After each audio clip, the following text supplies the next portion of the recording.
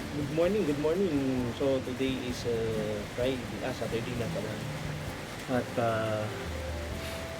Saturday, August 29. So, ito yung kaninang sinasabi ko sa inyo na ito yun. Ito yung tinatawag kong, ito pa rin yun, no? Higher time frame to lower time frame. SNC plus session. Okay, session, importante to. Tsaka yung candle range theory, no? Okay, paano ba to? Una, syempre titingin tayo ng bias. Number 2, dapat alignment.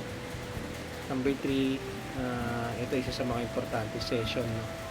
Kasi dito natin na realize o na nanonotice natin na may mga ang price, no, gumagalaw siya, nagkakaroon siya ng behavior pag nag-overlap or papasok ang isang session. So from previous session papasok sa coming session, nagkakaroon siya ng mas magandang galaw ng price, no? Then 15-minute confirmation, then execution natin 5 minutes or 1 minute, no? Balik tayo sa chart, no? Ito yung tinatawag natin Asia-London overlap or London twilight, no? Tawag ng iba London twilight. So first things first, ang gagawin mo lang is pupunta ka sa 1 hour time frame, no? Dito mo mamarkahan yung dito mo mamarkahan yung yung 3 AM na candle. Ito yun, no? So 3 o'clock na candle, 3 AM to sa London. Kaya kung tawagin ito London twilight, kasi kung mapapansin nyo, ito yung Tokyo session, nag-overlap na siya by 3 o'clock kay London, okay, hanggang 4 hanggang 5 siya. So from 3 o'clock may 2 hours pa na overlap, mo. So dito tayo kukuha ng strategy or ng ating opportunity sa oras na to. So mamarkahan mo lang yung high and low, napakadali lang yan ito. Mamarkahan mo lang siya. Then una ang gagawin mo, importante rin na makapag-analyze ka dito sa 1 hour time frame, no? Number 1 guys, yung premium and discount, no? So yung parati natin sinasabi na magsisell ka lang pag nasa bandang premium ka, no? At magbabuy ka lang pag nasa discount sa area ka, no? So kung mapapansin nyo, based dun sa market structure sa 1 hour time frame, no? Nasa premium zone pa rin tayo. So ibig sabihin, malaki ang chance na nasa lang tayo, sell opportunity, no? Then kung makikita nyo, andito yung discount zone. So ibig sabihin malayo pa, no? There's room for opportunity para makapag-execute pa tayo ng trade on a sell, no? On a sell opportunity tayo. Then after this, tingnan nyo rin yung 4 hour, silipin nyo lang.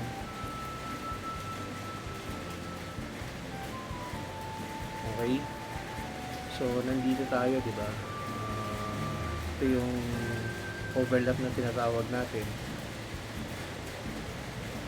Okay, so ito yung time na yan, ito.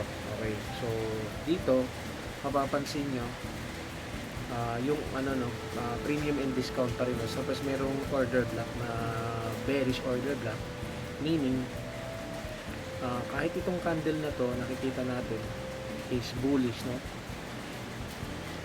Mas pa rin, no? Mas nire-respect pa rin ng price yung order block, no, na bearish order block. Ibig sabihin, yan, no, binibigyan na tayo ng information ni 4 hour time frame na tayo ay mag-concentrate lang muna sa sell, no? Kasi yung market structure ang ating pagbabasihan dito, no? Hindi yung candle. Okay? Yung candle, malaking factor din yan, pero tingnan mo muna yung market structure. Saan ba pupunta ang price, no? Saan ba nagre-react? Number 1 yun, saan nagre-react yung price? As we all know, pag order block, nagre-react talaga dyan. Pag bearish, ibig sabihin bababa yung price. Pag bullish, yung order block, aakot lang yan. Pagpasensya nyo yung background ko, no? Nasa Paris kasi ako, umuulan. Sana naririnig nyo. Okay, let's proceed. Punta tayo sa balik tayo 1 hour, no? So dito, as I have said before, minarkahan ko na yung tawag dito high and low. Ito yun. Ito yung candle na yun, no? Then after that, punta na tayo agad sa 15 minutes time frame. Okay, so sa 15 minutes time frame, hahanapin natin yung candle ng 3 AM. Okay, 3 AM candle tayo, ha. Dito yun, yun na nag-overlap ito. So ibig sabihin, ito yung 3 AM candle, mamarkahan lang natin yan. Namarkahan natin siya. Importanteng markahan nyo rin. 3 AM open. Tapos since 1 hour candle lang to, candle range kasi tayo, so hanapin nyo yung 4 AM na close na candle. Okay, 4 AM. So ito yan, no? Ayan.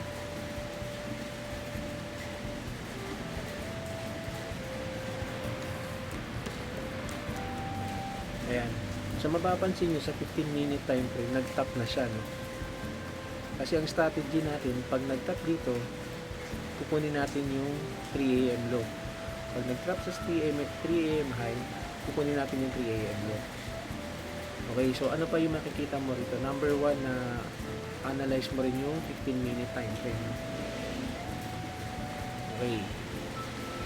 Nasaan ang premium and discount? Ito yung parati natin hinahanap. Yung premium and discount nasaan? Okay, so somewhere here yan, nandito yan. So para malaman ko yan, magre-replay ako para makita natin na meron dito 15 minute na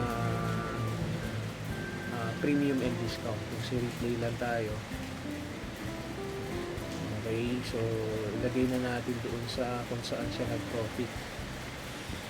Dito. Okay, dito ang ending natin, dito ang strike natin.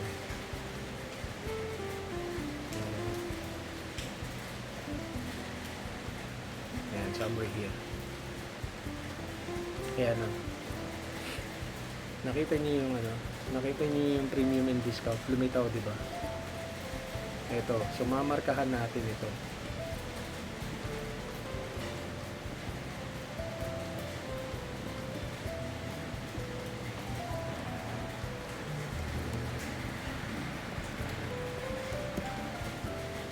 Okay, so nakikita niyo yung discount na nasa bandang baba, so mamarkahan natin siya.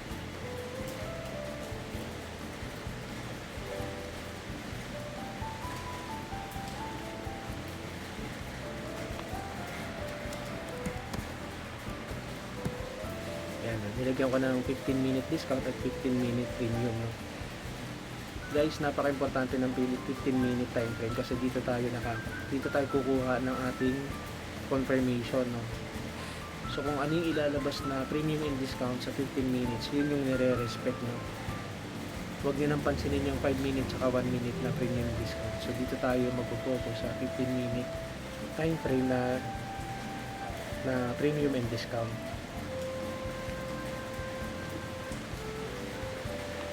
Okay, tatanggalin ko na yung session para hindi medyo malinis-linis yung chart natin.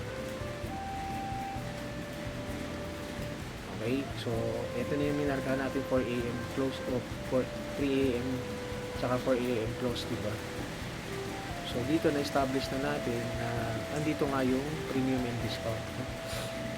So ang gagawin lang natin is lilipat muna tayo ng 5 minutes saka natin i-replay. Okay, so nakakita na tayo ng setup sa 15 minutes, i-shift na tayo sa 5 minutes.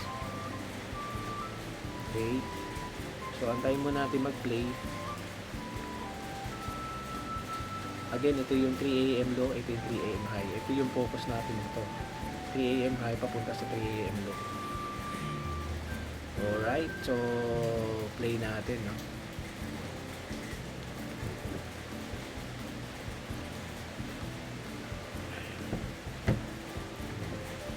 Mabibilisan ko lang ng konti.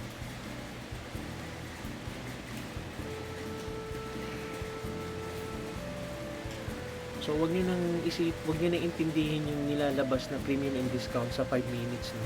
Lalo na sa 1 minute. Kasi hindi naman valid yan eh. So ito yung 3 AM, no? Candle. Tapos ito yung close candle na 4 AM.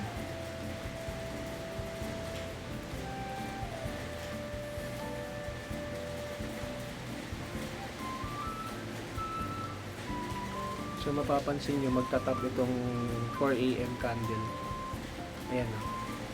Nakita nyo, nagtap sa range high ng 3 AM high. Okay? Ayan, no? Nagtap na siya. Ayan, no? Maliwanag na nagtap na siya. So once na natap niya na yan, lilipat na tayo sa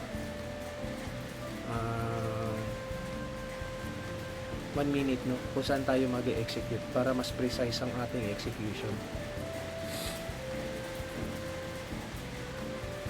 Okay, wala tayong gagawin sa 1 minute kundi execution lang, no? Hindi tayo magbabayas dito o whatsoever, dito na tayo mag-execute. So ito yun, no? Ito yung 15-minute order block, no? Yan ang masusundin natin. Okay, so nag-tap siya dito, no? Exactly 4:02 pala, no? Nag-tap na siya. Ito kasi yung nag-close na candle, ayan. Okay, exactly 4:02 nag-tap siya. Then after that, dito na tayo hahanap ng confirmation. Alam niyo na yung mga confirmation natin, guys, ha. Okay, so play.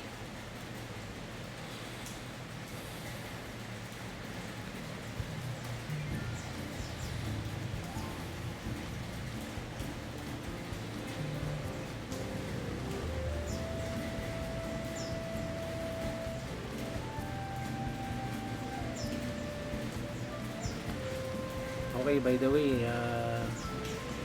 dito na tayo nakakita yata ng tawag dito tayo nakakita na execution ng entry point natin. Tama ba ako? 4 AM close, 4 AM high. Okay, 3 AM open, 4 AM close. So ang focus natin sa 4 AM close na candle. So dito tayo nakakita ng ng entry, no? Possible entry natin. So target natin 3 AM high hanggang 3 AM low. So ang gagawin ko lang muna is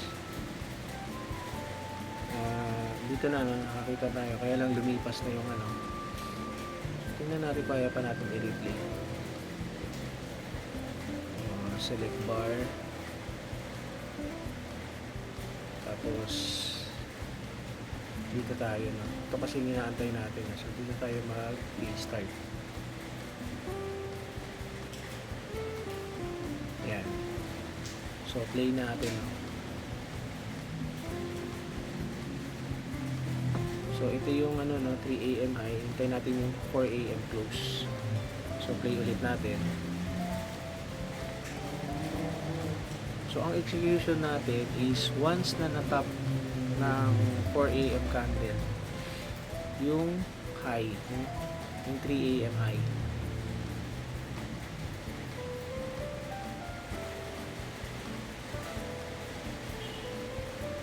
Ayan.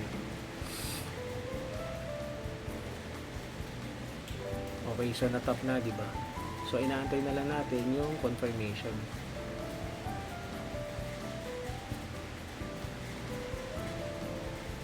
Okay, dito tayo nakakita ng confirmation.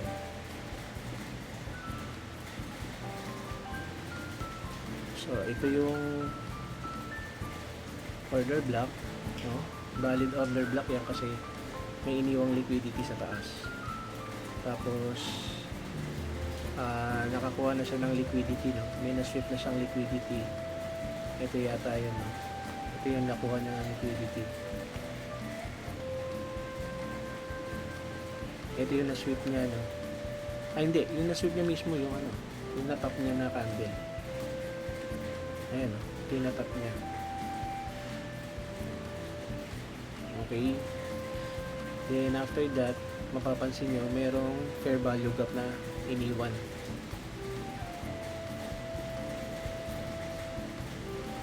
So ito yun, dodrawing ko lang.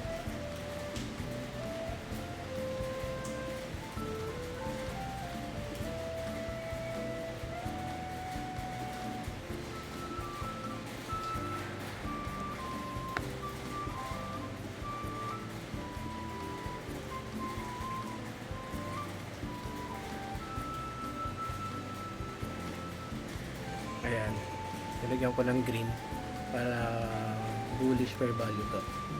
Ito yung order block.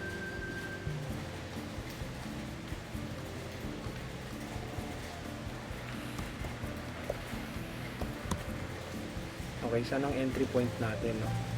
Sa ilalim tayo ng fair value gap. Yan ang SL natin sa ibabaw ng liquidity, no, ng order block sa ibabaw niya. Then ang una nating TP itong sell side liquidity na nasa baba. Then eventually ang target natin is yung 3 AM low, which is ito, diba? So ito yung una-una nating liquidity, ito yung una nating TP, 2:5, 2:2 yung risk reward ratio dito. Okay, so play natin.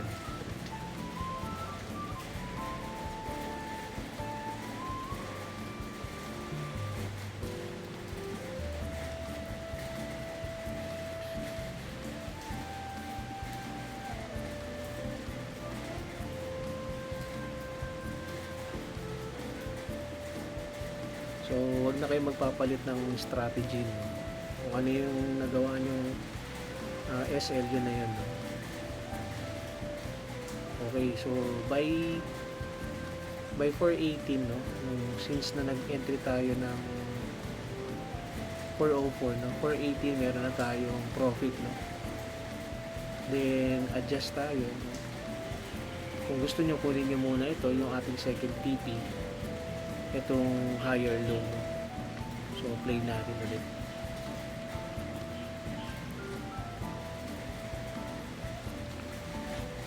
So re-entry lang kayo, guys, no? Para meron na kayong sure profit, no? Tapos ang SL nyo, it's up to you kung gusto nyo pa rin sundin tong SL na to, no? So mapapansin nyo may lumabas na bullish order block na bago to, no? Ay bearish order block. So fast forward lang natin. Okay, so by at exactly 4:37, no, nakaka second TP na tayo. 3:7 risk reward ratio. So let's aim for the ultimate natin, no, goal, which is yung 3 AM low. Okay guys, kung mapapansin nyo, medyo matagal-tagal tong trade na to, no? Pero let's just keep on believing na ito ay bababa, no? Kasi wala natin nakikitang susunod na liquidity, no? Yung 3 AM low na pinaka last. So it's up to you, no? Kung okay nyo, kung kontento na kayo dito, okay, TP na kayo dito, no? Meron na kayong 3:2, ano ba yun? Paano yung na-TP nyo rito? 3:7, no? Malaki-laki na rin yan. Pero kung yung ultimate goal nyo is talagang kunin yung 3 AM low na range, so let's do this. Go for it, no? Medyo matagal-tagal tong trade na to, guys. So kung dito kayo nag-re-entry ng 4:37,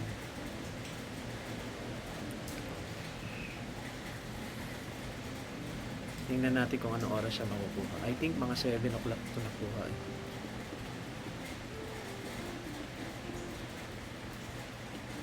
Siya nga. May binuo ulit na bearish order block. So, continuous lang yung pagbuo niya ng bearish order block. Kasi nga, respected dun sa 15-minute time frame.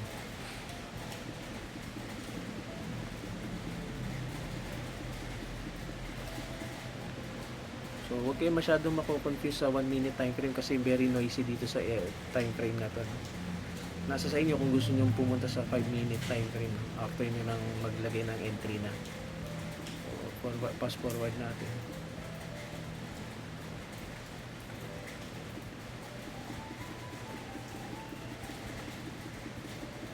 So, ang tagal, di ba?